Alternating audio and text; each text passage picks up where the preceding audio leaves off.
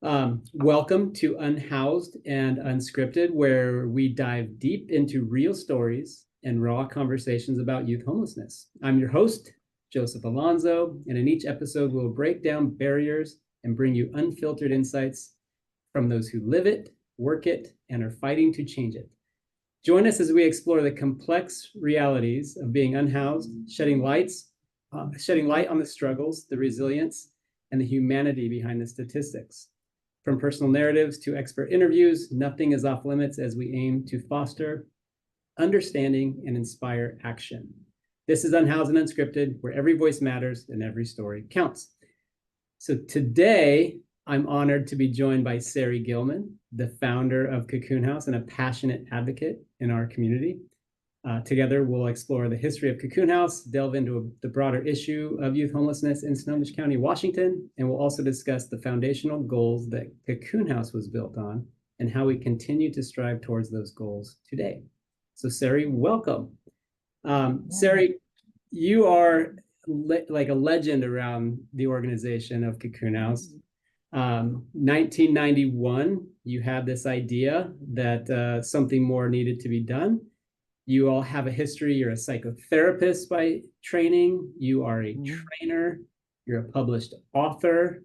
You are a TEDx speaker on several occasions, I believe. You've done it all. So am I missing anything here? I'm just old.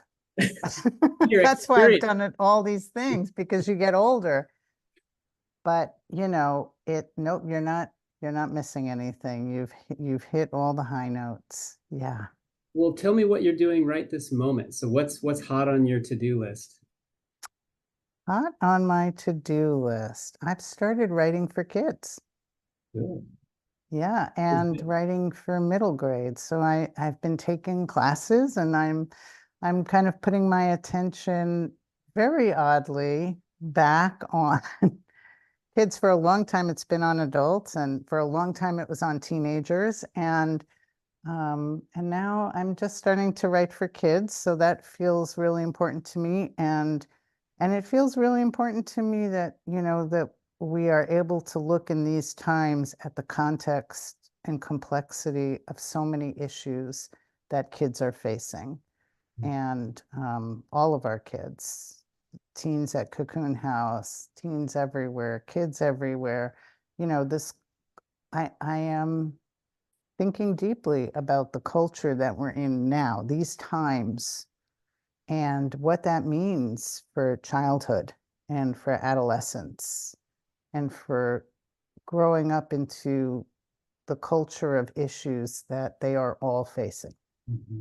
And we as adults are facing with them. And so how am I showing up as a person now older and still looking at those concerns? How does that compare? I'm trying to think about 1991, actually probably before 91, but you're early in your career and seeing and working with young people. So it had that same similar passion for today's youth, given that was, today's time looks very different than today's time back then. But what were the drivers for you to want to engage further and to change the narrative, I guess, for so many youth that you were experiencing in Everett? I think as a 28, 29-year-old, I was more looking at we have to do better by the kids that need us the most. I had been working as a teacher and then as a counselor, and I've always really been working with kids who were struggling and kids who were not succeeding in the quote unquote system of school or community, whether they were being arrested. So those were my kids. Those were the kids that I really always kept my eye on and was working with from the beginning. And as I got to know kids in Everett, I really saw and came to understand homelessness, which I didn't have any understanding of what it was like to be a kid, a teenager living on the streets. And I learned from them what it was like, but that to me seemed like a solvable problem. Mm. Like, well, we're the grown-ups. We need to do something about this. It's not on them to solve the problem. It's on the adults in the community to solve the problem. And to me, it looked like it would have been a solvable problem. And I've just finished publishing a book about what that was like in those days called Cocoon. Um, so I Um, have really spent time looking back at what it looked like to me then. And I guess then it was like a specific problem and all the problems that come with that specific problem. But what I came to learn, even doing Cocoon and with the kids, was that they were the easiest part of the job. well, I'm so People always, go ahead. right? I mean, Joe, you're sitting in the seat that I was in, and it's a much bigger organization now. I mean, isn't that true? The kid part It's is the beautiful part of the job. yeah, it's very true, Sarah. I'm so glad you mentioned the book Cocoon. I want to talk to you a little bit about that as well. You know, Um, the harder part of the job was the layers of bureaucracy. I'm really not a bureaucrat. I'm not really good at being or even pretending to be a bureaucrat. And dealing with a lot of bureaucracy and state laws and licensing and things that it took to get this organization going was really not my strong point. So I had to learn those skills as I was going along because I didn't come in with those skills. And that that was the harder part of the job. It was never the kids. The kids were I mean, that was the easier part of the work. what would you say your goal? I mean, because and it reflects in the book, you didn't have your heart set out to go start a nonprofit organization. You simply wanted to Absolutely help. not. And what was your vision once you sort of got, maybe I'll say, pushed a little bit in that direction? My vision then was, okay, since nobody will get a shelter open, I'll get it open. And I'm sure that within 2 years, I can hand it off and somebody with like real professional abilities will run it.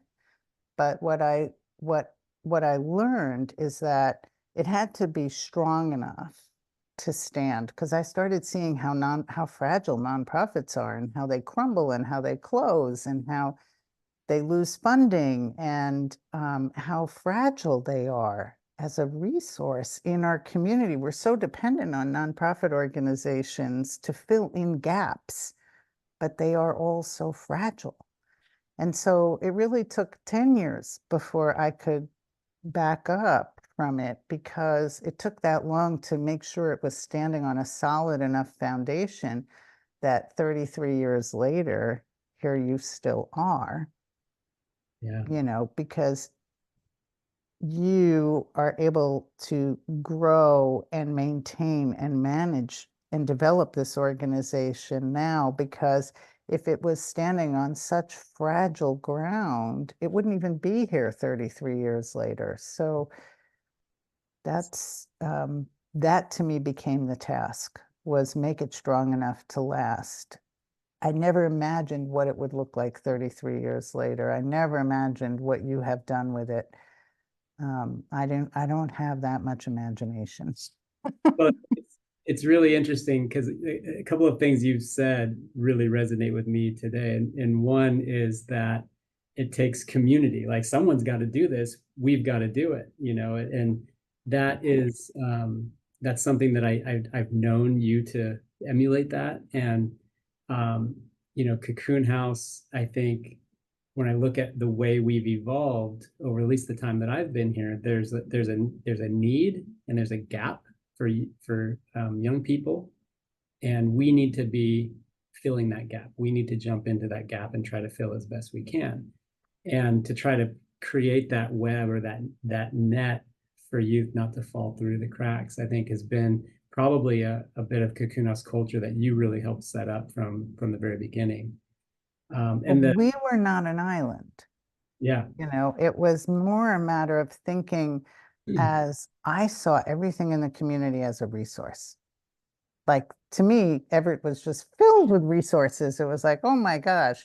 empty building and, people and volunteers. Like, you can put all this stuff to use. And, there's stuff at Volunteers of America for furniture. I mean, I just see resources everywhere. And the idea was to tie the network of what already existed into Cocoon House so that it was part of a net, part of the fabric. It wasn't just this standalone thing to the side, but that it was netted into everything that was in the community already. And finding the people, I think nonprofits are only as strong as the people that are the community that support it. Absolutely. And so, you know, building a solid program for kids was something I knew how to do, but building community was something that I think Everett taught me how to do. There were so many people that were so experienced at community building and community development, and they like jumped right in, and I understood that they were sort of the working angels of this organization. They were going to make this organization what it would become. It's so true. And I remember when we sat with you a few years ago and we did the values exercise together as an organization, and you led us through that. Community bubbled up to the top as our number one agency value. And it does, calling the community into the work. This is not, youth homelessness is not Cocoon Houses to solve. It takes an entire community and figuring out what the roles of each individual are in supporting these young people and families that are in need. And sometimes it's very little, right? I think, a lot of times folks think it's this insurmountable task. And for so many youth, it just is someone to believe in them or just provide them with this little bit of stability or support to get them back on track. And so there's so many opportunities to really prevent homelessness and stop it from ever happening, or intervene way early on, as you know. I love what you just said about two things, about, community, and about also believing in the kids, believing in their ability. Of course. I mean, they are such a resource. There's so much more in them than they're even aware of. And believing in them and knowing that they're going to be okay and that they can build a life forward. And you and everybody that's part of Cocoon really know that and embrace that, and understanding, when I was working with you all on your values, seeing community come to the top is the reason why you're still open, why you have a resource. The kids are a community, they're part of the community, but the community itself is really the whole deal. When other nonprofits call to talk to me about their nonprofits, the first thing I ask is, tell me about the community that, surrounds you, that you're part of, because as strong as that is, or as weak as that is, tells me a lot about how sustainable they're going to be, because that's the whole deal. Yeah. Yeah. You have to keep the bases covered and keep the core functions operational. And I think that's something that I've seen organizations do, is maybe chase a little bit of the shiny new object and chase Oh God. and you kind of abandon your identity. And I feel really fortunate that Cocoon House has really kept a strong identity of what we do and who we serve, even as we've expanded from shelter and outreach and into transitional housing in the early days, to be able to bring on, I think we're at 16 or 17 core or different programs that we offer, and through kind of 5 main functions of youth housing, young adult housing, outreach, prevention, and then education and employment. We've got bodies of work that happen under those headings, but those headings are secure. And that's really kind of the foundation as we think of what we do today. But it's nice to be, and it's one of the things that brought me to Cocoon House when I first came 11 years ago, was it was so easy to talk about the impact and so easy to talk about what we do here. And that's something just, I think, to be proud of. And again, that's kind of a legacy of engaging the community, knowing your identity, and following that mission.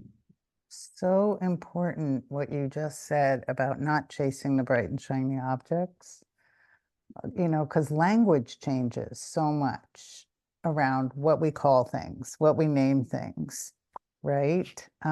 And so important not to get distracted from the solid core values and mission, even when you're adding on, right? Even when you're expanding like you have and moved into young adult housing because there was a gap. And seeing how it ties as strongly to the mission. I know you've been really careful and very focused, Joe, about how you think of mission and how you make sure that the services are truly going to benefit the kids.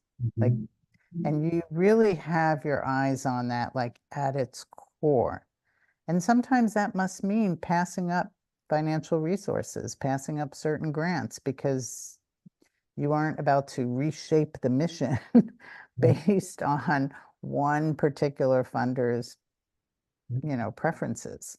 We just set a new strategic framework for the organization that's actually to start July 1. And the priority one in that framework is having high impact programs. And it's exactly what you're saying is if we can't do it and do it really well, then we shouldn't be doing it. And we experienced a lot through the pandemic, and I'm sure this is similar to other organizations where there's governmental resources coming into communities and they need organizations to implement new programs. And that's great. And it's great to be a part of that, but it wasn't strategic. There's a lot of opportunity to jump into new areas, and we're happy to participate in that. But when we really, when those services sort of diminish and we can get back to the basics, we don't want to continue some of the things we've been doing. They've been great, but they're not mission focused and they're not our core competencies. And so for us moving forward, it's how do we have high impact programs in the right communities with the right people doing the work? And that's really our focus moving forward. Mhm. And that it offers the most to the kids, that they are stabilizers. People will pull you in all different directions, but that, the kids have some very core needs that Right. have to be met. And those don't change over time. Those are the same now that they were back then when I was there. Those core True. needs have not changed. I don't care what you call those core needs. I don't care what you relabel them. They are the same for kids. And they will continue to be the same in the future. That's really, really important to remember. Thank you for Mhm. sharing that. Yeah, it's so true. Yeah, and I think one area that I think you were really good at, Sari, and I think we've tried in recent years to improve upon, just is where do you have opportunities to let the youth be the experts in what they need and be able to communicate and inform the way you offer programs and services. You did that a ton. I think you speak to that Mhm. in the book Cocoon, and Mhm. I think that a lot of times we think we're experts and we know all what our young people need, and we need to listen more. Um, can you share other insights from your from I want to talk about the book a little bit, but insights that you were remembering and putting the book together from your work with youth directly? There's a lot of young people that were referenced very specifically that I thought was really powerful. The memories that you have. Mhm. Mhm. Well, I feel like I learned the most from the kids about how to serve them and what they needed, and that those needs are a little different when you don't have a lot of family offering you the kinds of skills and support and nurturance and listening. And everyone who came in, I always said that Cocoon House will change you. And I didn't just mean the kids. I meant all the adults, all the volunteers, anybody who walks through the door. If you stay, this place will change you, and it will change how you see the world, and it will change how you see your part in it. And I am, so thrilled to get to hear from some of the kids as they've grown up, to hear the impact they're making now Mhm. in the world and in their communities and in their lives. I mean, some of this has been stuff that I just never imagined or thought about, but hearing back from them where they've taken things, I really, think those stories are just incredible. And I know you hear them too from the kids that you've served over 11 years ago that are now out in the community, out and about, and they've taken that, I don't know what it is, that thing from Cocoon House that we're all drinking from, that elixir, to make their life into something even bigger, right? Um, but everything about how to serve the kids came out of just observing and listening and learning from them.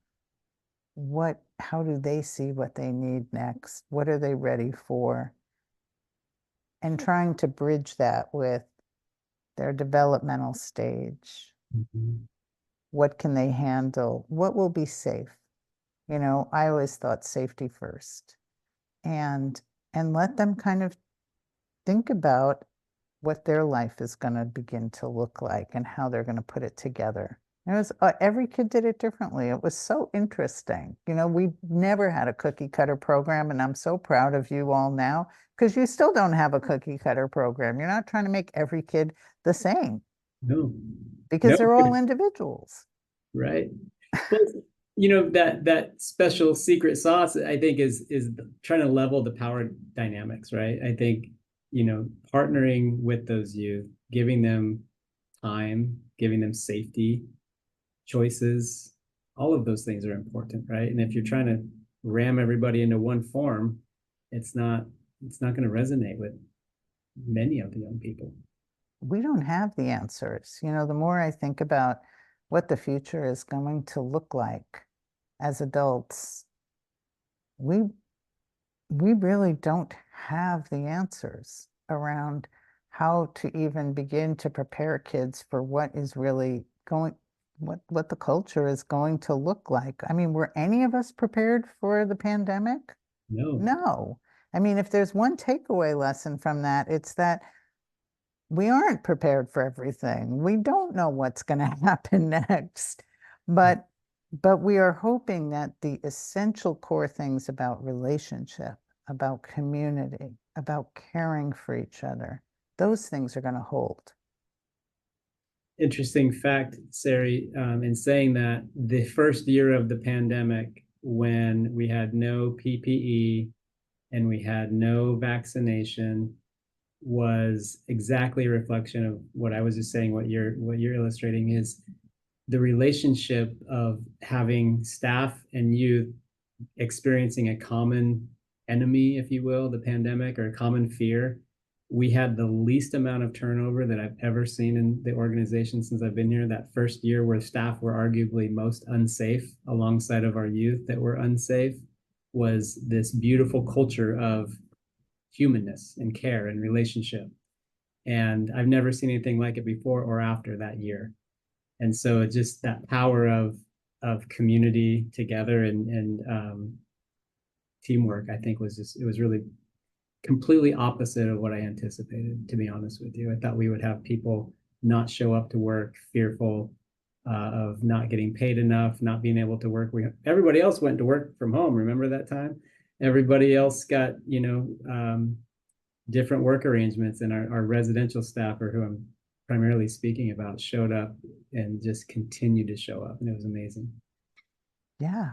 And those skills, that common humanity, that caring for each other, that importance of community and relationship and connection, no matter what comes in the future, those are still going to be the most essential ingredients.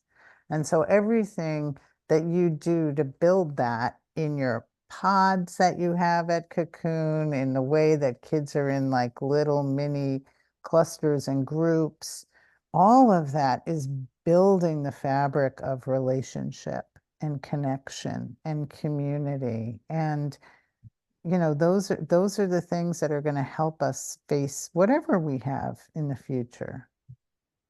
Do you still feel like it's a solvable problem?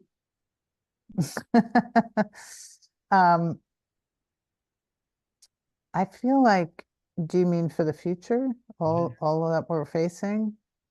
Oh, yeah, I feel like there's a lot of potential ahead, and the a lot of hope and a lot of optimism about what we're creatively capable of. But I do think we're all going to have to change. I do think we're not going to be able to live the way we're living now, and we're not going to be able to behave the way we've been behaving. I think we're going to have to make some big changes. And there will be people that are willing to make some sacrifices for the greater good around how we can all thrive.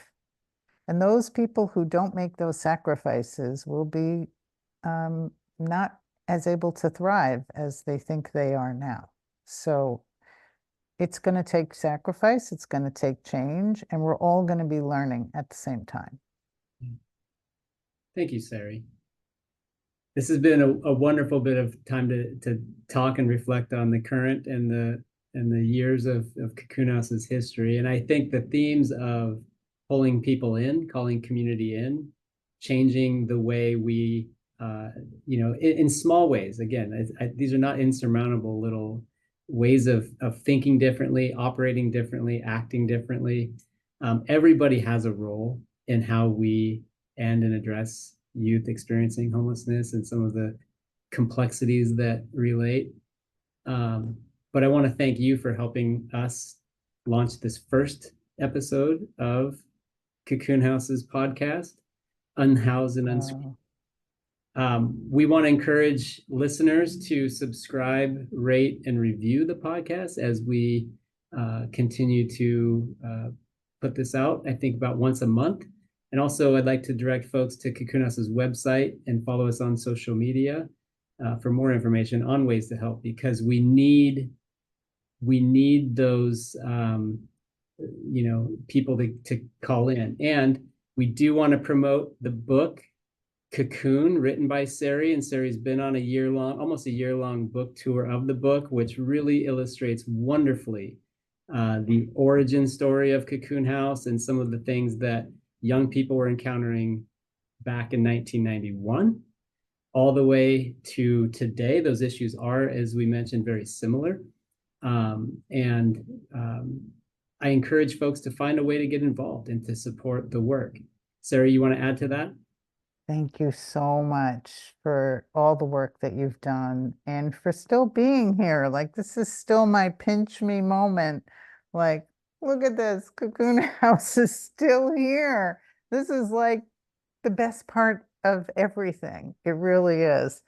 I hope people also read the book, because you'll get to meet kids that have changed how we think about this program and how we understand the differences between kids and what their goals are and what their needs are and how those have been met. And it'll help you to understand what kinds of things in the future other kids are really going through, and what it really takes to make something like this work. So my gratitude to you and to the staff and to the kids that are there today continuing this work.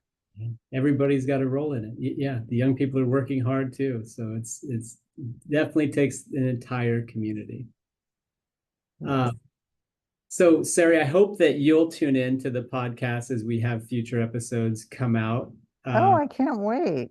Our next episode, we're going to be debunking common myths and stereotypes, and I would love your thoughts on that. You hear them. Oh my God, there were so many of those. And it's sometimes kind of alarming of what assumptions exist around why young people might become homeless or some of the things that they encounter. So that will be our next episode, and we're going to be bringing in some key experts and staff and community members as we go through this. But it's another layer of prejudice.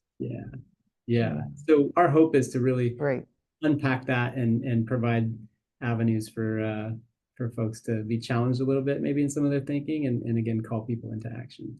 I'll be tuning in. Can't wait. Awesome. Thank you, Sari, for joining us on the podcast, Unhoused and Unscripted. And again, for listeners, we hope today's conversation has given you a deeper understanding of who we are the complexities of homelessness and the work that Sari started and that we're continuing to address it. And your support helps us reach more listeners and spread more awareness. So please share to your heart's content.